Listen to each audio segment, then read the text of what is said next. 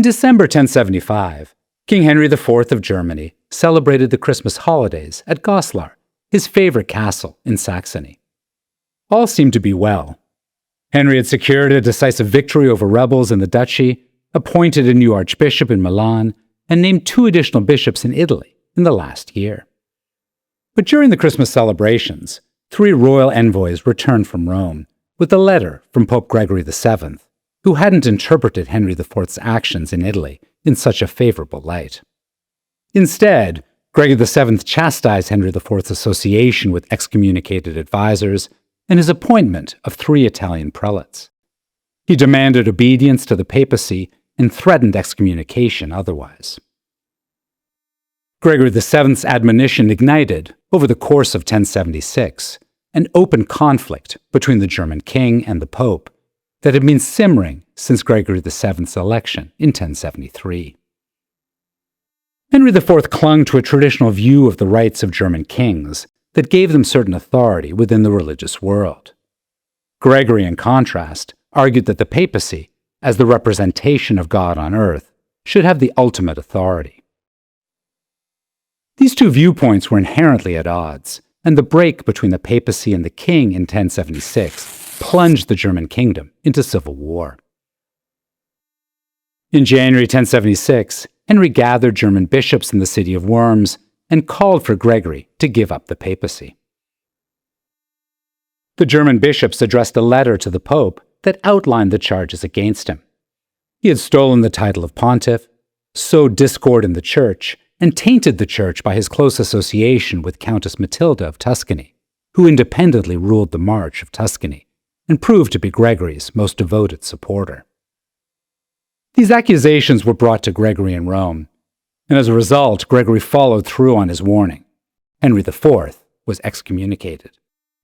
Gregory even went a step further, denying Henry his kingship, absolving everyone of their oaths to the king, and forbidding anyone to serve Henry as king.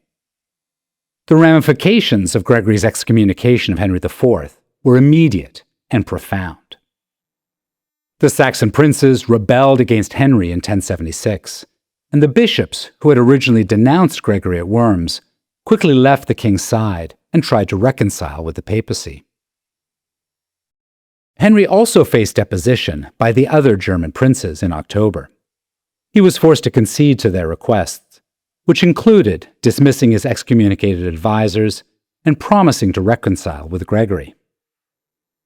As winter arrived in 1076, Henry IV found himself in a much weaker position than the year before, despite numerous efforts to sway support in his favor. An opportunity for reconciliation came in early 1077. Gregory was traveling north to meet with the German princes, escorted by Matilda of Tuscany. After crossing the Alps, Henry intercepted the Pope at Matilda's castle at Canossa, in one of the most dramatic and memorable scenes of this conflict. For 3 days, Henry stood barefoot in the snow outside the walls of Canossa, until Gregory agreed to see and reconcile with him. But this was only after Matilda of Tuscany, Countess Abelheid of Turin, and Abbot Hugh of Cluny intervened with the Pope on behalf of the king.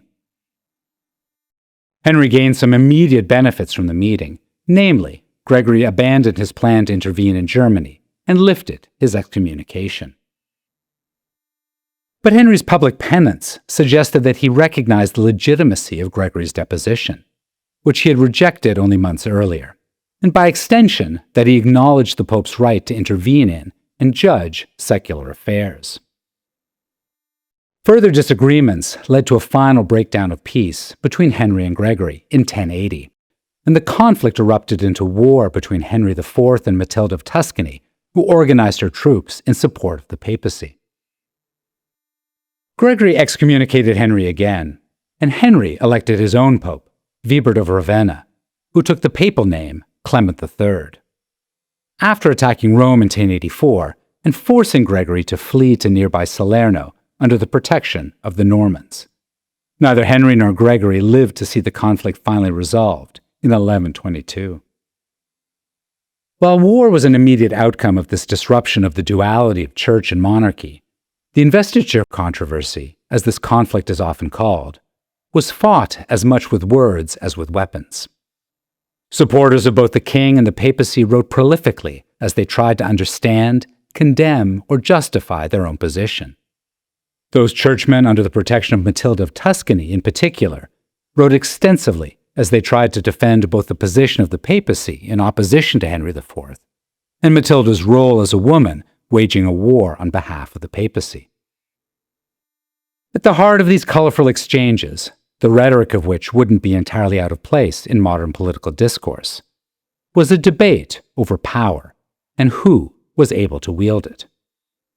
It is for this reason that the Investiture Controversy has endured as a poignant historical mirror for key moments in history, such as Otto von Bismarck's famous declaration to the Reichstag in 1872 that Germany, quote, will not go to Canossa, as Henry IV did in 1077.